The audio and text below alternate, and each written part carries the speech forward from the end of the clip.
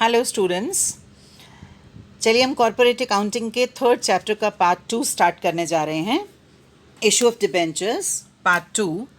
और इस पार्ट में हम discount on issue of debentures की बात से स्टार्ट लेते हैं। Discount on issue of debentures से हमारा meaning loss on issue of debentures से है।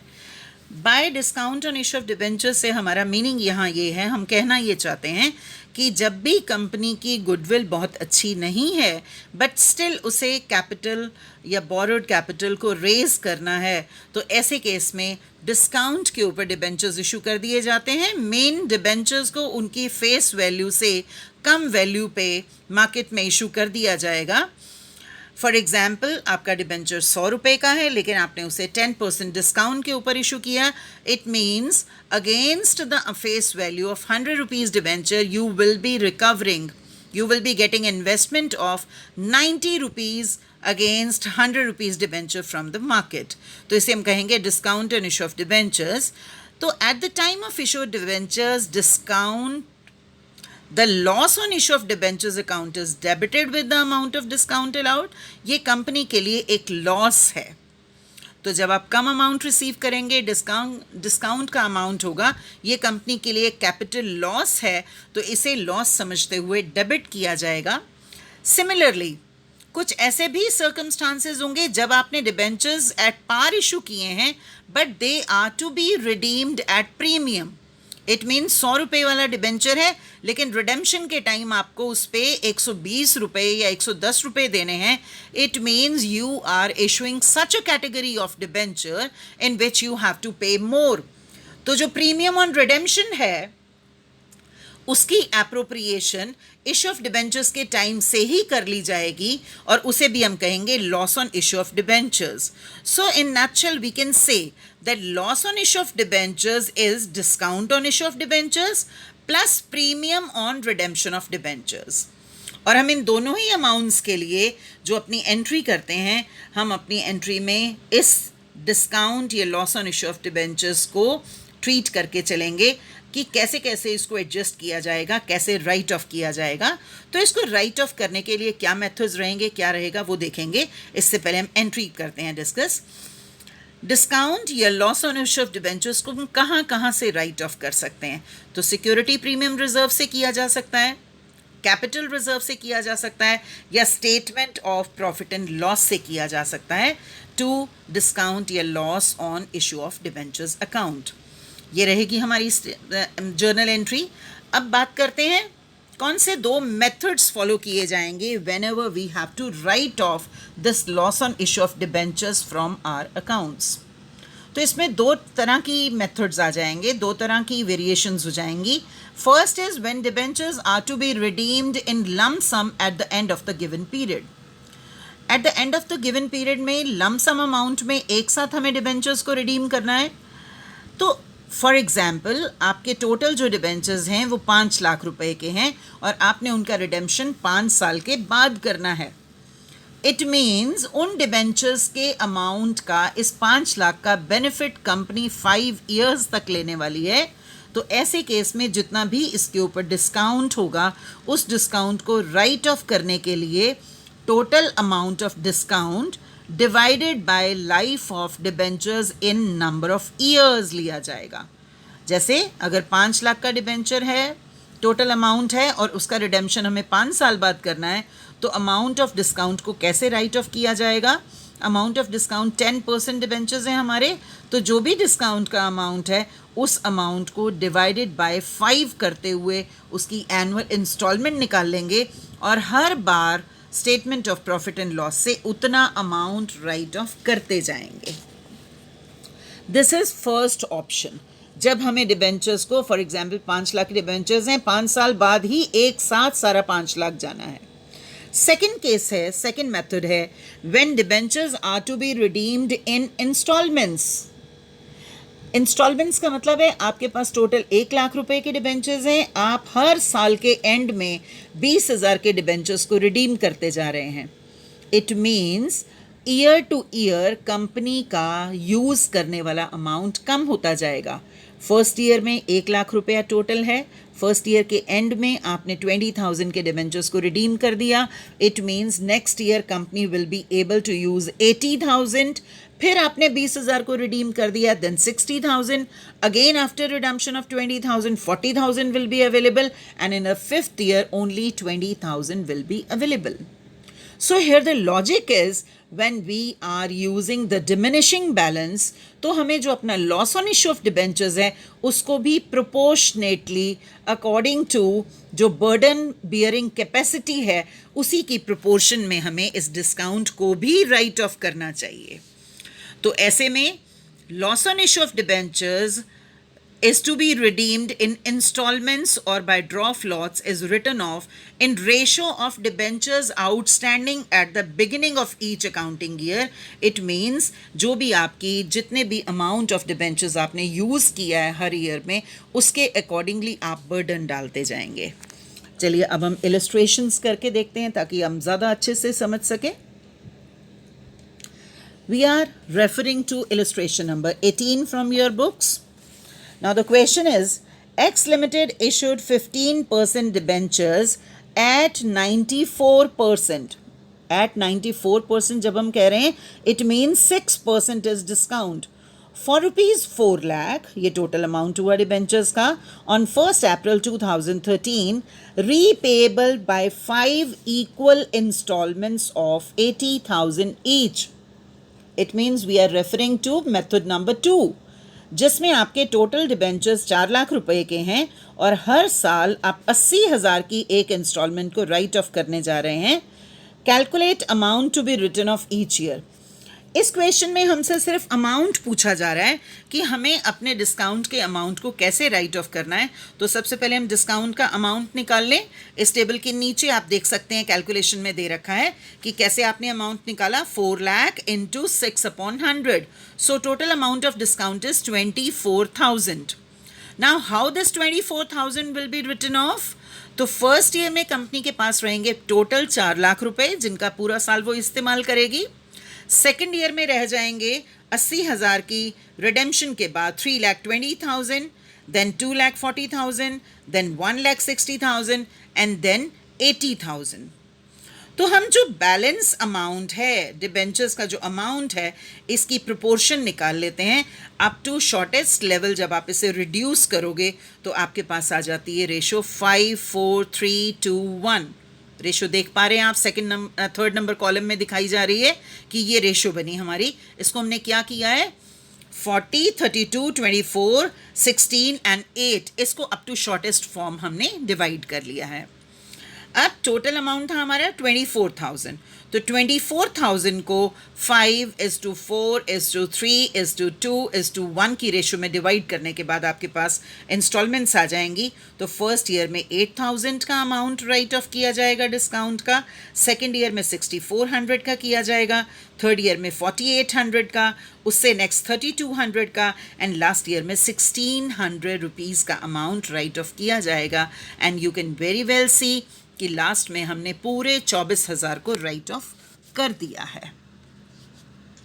आगे बढ़ते हैं, एक और इलस्ट्रेशन डिस्कस करते हैं ताकि आप क्वेश्चन को थोड़ा और अच्छे से समझ पाएं. एंड इसके साथ साथ हम discount on issue of debentures account भी बनाना सीख लेंगे. So we are referring to illustration number 21 from your books. X Limited issued 4,000 debentures of rupees 50 each. तो अमाउंट यहाँ से निकाल पा रहे हैं हम अपने डिबेंचर्स का. 4,000 इंटू 50 टोटल अमाउंट बन गया आपके पास 2 लाख रुपए का balance at a discount of 8%.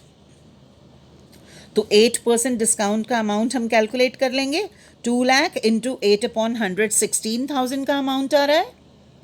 इसके बाद हमें कहा जा रहा है on 1st April 2009 redeemable in 4 equal installments starting from 31st March 2012. अब देखिए 1st April 9 में ये डिबेंचर्स इशू किए जा रहे हैं और रिडेम्पशन हम शुरू कर रहे हैं 31 मार्च 2012 से. इट मीन्स पहले 3 साल पूरा 2 लाख रुपया इस्तेमाल किया जाएगा और उसके बाद हमारा बैलेंस रिड्यूस होता जाएगा। हमने 4 इक्वल इंस्टॉलमेंट्स में अमाउंट को कम करते जाना है। आगे देखेंगे, security premium reserve account shows a balance of ₹7 lakh. Now ये जो हमारा डिस्काउंट का अमाउंट है 16,000 रुपये, ये एक कैपिटल लॉस है और इस कैपिटल लॉस को राइट ऑफ करने के लिए हमें कहा जा रहा है कि सिक्योरिटी प्रीमियम रिजर्व में वी हैव बैलेंस ऑफ 7,000। इसका मतलब 7,000 रुपये वहीं से एडजस्ट हो जाएगा। सो अभी discount to be written off कितना रह जाएगा? Only 9,000, which will be adjusting from all the years outstanding balances जो हमारे डिबेंचर्स के रहेंगे उनमें से निकाला जाएगा। चलिए आगे कैलकुलेशन देखते हैं कि इस डिस्काउंट को पर ईयर कैसे राइट ऑफ करेंगे। तो ये आ गई हमारी टेबल जिसमें हम discount to be written off निकालने जा रहे हैं। पहले 3 साल 2010 में, 11 में, 12 में, 12 के एंड के ऊपर आप रिडेम्पशन शुरू करने जा रहे हैं। इसका मतलब फर्स्ट 3 ईयर्स पूरा 2 लाख इस्तेमाल किया जाएगा। Then the balance will be 1,50,000, then it will be 1 lakh, then 50,000. तो अब यहाँ हमारी रेशो बन गई 4, 4, 4, 3, 2, 1. And in this ratio, amount of 9,000 जो हमारा loss on issue of debentures है उसको राइट ऑफ किया जाएगा। And you can very well see the instalments जो हम डिस्काउंट राइट ऑफ करना है, 2,000, 2,000, 2,000, 1,500, 1,000 एंड 500। तो इन इंस्टॉलमेंट्स में हमने अमाउंट को राइट ऑफ करना है। नेक्स्ट स्लाइड में आप देख पा रहे हैं discount on issue of debentures कि हम अपना ये अकाउंट कैसे बना रहे हैं। जिस ईयर में हमने 2009 में ये डिबेंचर्स इशू किए थे तो हमारी एंट्री वहाँ पे हमने कर दी 215% डिबेंचर्स। टोटल डिस्काउंट का अमाउंट 9,000 आ गया। हर साल हम राइट ऑफ करते जा रहे हैं तो राइट ऑफ करने के लिए हम राइट साइड पे लिखते जा रहे हैं by statement of profit and loss.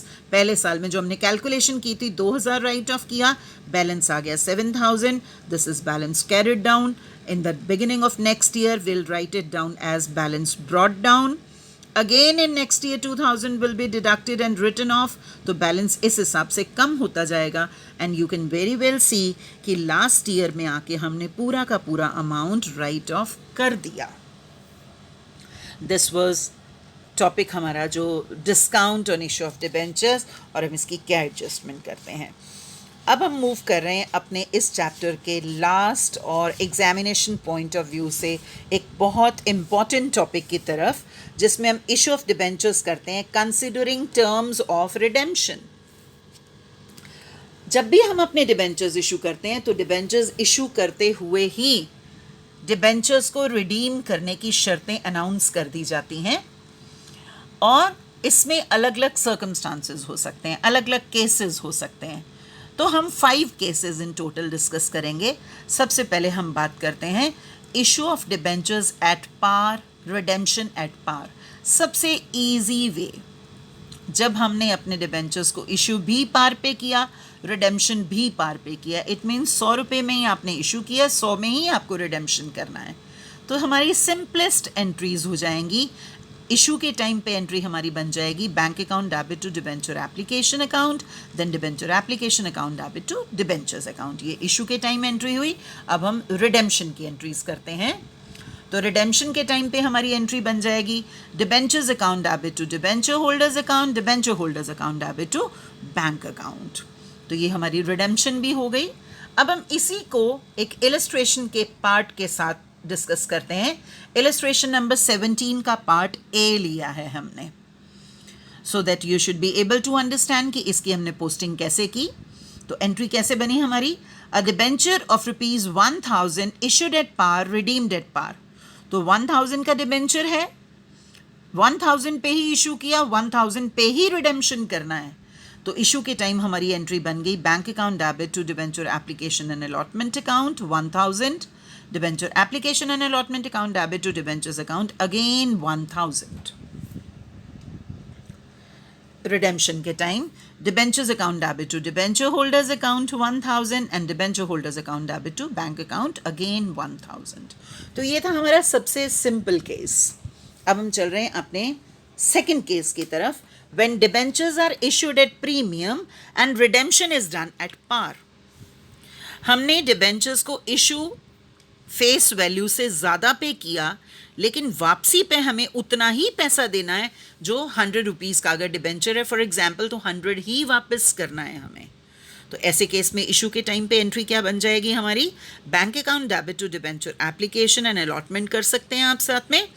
Then debenture application account debit to debentures account to security premium reserve account. अब ये सिक्योरिटी प्रीमियम रिजर्व अकाउंट हमारा कैपिटल प्रॉफिट होगा, जिसमें अगर हमारा कोई कैपिटल लॉस है उसको राइट ऑफ करने में हम यूज़ करेंगे, अदरवाइज भी it will be kept as it is. अब रिडेम्पशन की बात करते हैं, तो रिडेम्पशन पे अगेन क्योंकि हमने रिडेम्पशन एट पार करना है, तो हमारी सिंपल एंट्री आ जाएगी debentures account debit to debenture holders account, then debenture holders account debit to bank account. अब इससे रिलेटेड इलस्ट्रेशन डिस्कस करते हैं। A debenture of ₹1000 issued at 10% premium redeemed at par. तो इशू के टाइम के ऊपर आपने 1000 के अगेंस्ट 10% प्रीमियम भी लिया है, तो एंट्री हम कर देंगे bank account debit to debenture application and allotment account. You are receiving 1100 in place of 1000। Then debenture application and allotment account debit to debentures account to security premium reserve account. अब यहाँ आपने 1000 का amount segregate कर दिया, security premium reserve में 100 rupees transfer कर दिए। ये एज इट इज़ पड़े रहेंगे, फिलहाल हमें इस्तेमाल नहीं करना। तो चलिए रिडेम्पशन की एंट्री देखते हैं। रिडेम्पशन में आ जाएगा debentures account debit to debenture holders account and then debenture holders account debit to bank account. तो इसके साथ ही हमारा सेकंड केस भी कंक्लूड होता है। चलिए मूव करते हैं थर्ड केस पे। Issue of debentures at discount and redemption at par. For example 100 रुपये वाला डिबेंचर आप इशू कर रहे हैं 90 में, बट रिडेम्पशन आपको एट पार करना है। तो जब आपको रिडेम्पशन एट पार करना है, इट मीन्स 90 के अगेंस्ट आपको ज़्यादा अमाउंट पे करना है, तो आप कैसे एंट्री करेंगे ये चेक करते हैं। Bank account debit to debenture application, issue के टाइम पे एंट्री कर दी हमने। Then debenture application account debit, discount on debentures account debit to debentures account. अब यहाँ पे आपका वही discount on debentures debit side पे आ गया। इसका मतलब loss on issue of debentures है ये, जिसको हमने राइट ऑफ करने की थोड़ी देर पहले ट्रांजेक्शन्स की थी। रिडेम्पशन की एंट्रीज करते हैं, क्योंकि रिडेम्पशन एट पार है तो अगेन सिंपल रिडेम्पशन की एंट्री हो जाएगी debentures account debit to debenture holders account, debenture holders account debit to bank account. अब इससे कनेक्टिंग क्वेश्चन 17 का ही क्वेश्चन का हिस्सा लेते हैं। A debenture of ₹1000 issued at 10% discount redeemed at par. तो 1000 का डिबेंचर 10% डिस्काउंट पे लिया, इट मीन्स 900 रुपीज़ आप रिकवर करेंगे। तो एंट्री हमारी इशू पे बन जाएगी bank account debit to debenture application and allotment account 900 rupees. Then debenture application and allotment account debit again 900, discount on debentures 100 to debentures account 1000। अब हमने जब रिडेम्पशन करना है तो रिडेम्पशन के टाइम यू हैव टू पे 1000, तो इस discount and issue of debentures को हम राइट ऑफ कर लेंगे बाद में। डिबेंचर के रिडेम्पशन के टाइम पे एंट्री बन जाएगी debentures account debit to debenture holders 1000, debenture holders account debit to bank account. अब ये थे हमारे 3 सिंपल केस जिसमें हमने तीनों ही बार रिडेम्पशन एट पार करना था। अब आते हैं हम फोर्थ केस पे, जिसमें हम इशू ऑफ डिबेंचर्स तो कर रहे हैं एट पार, लेकिन रिडेम्पशन हम कर रहे हैं एट प्रीमियम। तो एक ऐसा डिबेंचर हम इशू करने जा रहे हैं जिसमें हम कलेक्ट तो करेंगे 100, लेकिन पे बैक करेंगे 110 और 120। तो वो जो हमने एक्स्ट्रा 10 या 20 पे करना है उसका एप्रोप्रिएशन हमें at the time of issue ही कर लेना चाहिए। See how it happens. जब हम entry at the time of issue करेंगे तो फर्स्ट एंट्री अगेन सिंपल हो गई हमारी bank account debit to debenture application account. But in case of second entry आप अब यहाँ पे एप्रोप्रिएशन करके चलेंगे कि जो पैसा हमको रिडेम्पशन के टाइम पे एक्स्ट्रा चाहिए उसका इंतज़ाम यहीं पे कर लिया जाए। तो इसके लिए हम एंट्री कर देंगे debenture application account debit, loss on issue of debentures account debit to debentures account to premium on redemption of debentures account. तो हमने डेबिट साइड पे भी एक अमाउंट ऐड कर दिया, क्रेडिट साइड पे भी ऐड कर दिया। नेक्स्ट इज रिडेम्पशन के टाइम पे। अब रिडेम्पशन हमको प्रीमियम पे करना है, तो इट मीन्स एंट्री बन गई हमारी debentures account debit, premium on debentures account debit, then to debenture holders, तो ज़्यादा अमाउंट हम पे करेंगे, and then debenture holders account debit to bank account. ये था हमारा फोर्थ केप। अब इससे कनेक्टिंग क्वेश्चन करते हैं। A debenture of ₹1000 issued at par, redeemed at 10% premium. तो अब हमारा 1000 का डिबेंचर है, लेकिन रिडेम्पशन पे हमको 100 रुपया एक्स्ट्रा देना है। तो पहली एंट्री सिंपल हो जाएगी, bank account debit to debenture application and allotment account 1000। Second entry करते हुए हम loss on issue of debentures को डेबिट में लेंगे और प्रीमियम ऑन रिडेम्पशन को क्रेडिट पे लेंगे। तो एंट्री हमारी बन गई debenture application and allotment account debit, loss on issue of debentures account debit to debentures account to premium on redemption of debentures account. So we have appropriate our loss on issue of debentures. Redemption के time पे हम entry कर देंगे debentures account debit, premium on redemption account debit 100 rupees, to debenture holders 1100, और फिर 1100 की ही next entry में पेमेंट करते हुए हमारी एंट्री बन जाएगी debenture holders account debit to bank account with the amount 1100। Moving to last topic, issue of debentures at discount and redemption at premium. अब यहाँ डबल लॉस होने जा रहा है हम इशू कर रहे हैं डिस्काउंट पे और रिडेम्पशन कर रहे हैं प्रीमियम पे। इट मीन्स 100 रुपये का डिबेंचर हम इशू कर रहे हैं 90 में और रिडेम्पशन कर रहे हैं हम 110 पे। तो 10 रुपये का लॉस हमें इशू के टाइम पे हो रहा है, 10 रुपीज़ एडिशनल हमको पे करने हैं रिडेम्पशन के टाइम के ऊपर। तो दो तरह के लॉसेस आ गए हमारे, loss on issue of debentures भी आ गया and discount on issue of debentures भी आ गया, बट दोनों बीइंग कैपिटल लॉसेस, हम दोनों की एक ही टर्म यूज़ कर लेंगे, loss on issue of debentures.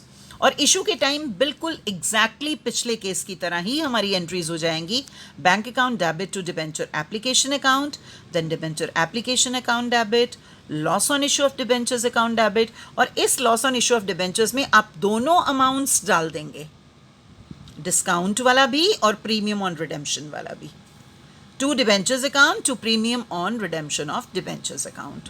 बात करते हैं रिडेम्पशन की, तो रिडेम्पशन पे हमारी एंट्री बन जाएगी debentures account debit, premium on debentures debit to debenture holders account, and then debenture holders account debit to bank account. अब इसका केस कर लेते हैं, इसका क्वेश्चन कर लेते हैं। A debenture of ₹1000 issued at 10% discount, redeemed at 10% premium। तो इशू के टाइम पे एंट्री की जाएगी bank account debit to debenture application and allotment account with the amount 900 rupees, because against debenture of 1000 you will be getting 900 only। Second entry करते हुए debenture application and allotment account debit 900, loss on issue of debentures 200। अब ये 200 कैसे आया, 100 rupees का issue का loss और 100 rupees premium वाला loss, to debentures account to premium on redemption of debentures account. आगे मूव करते हैं, तो debentures account debit, premium on redemption of debentures account debit to debentures account 1100, और फिर हम 1100 की ही पेमेंट कर देंगे डिबेंचर होल्डर्स टू बैंक। इसके साथ ही हमारा थर्ड चैप्टर का पार्ट 2 भी वाइंड अप होता है। So all the best and good luck to you, and I wish कि आपको ये समझ में आ गया हो। Thank you.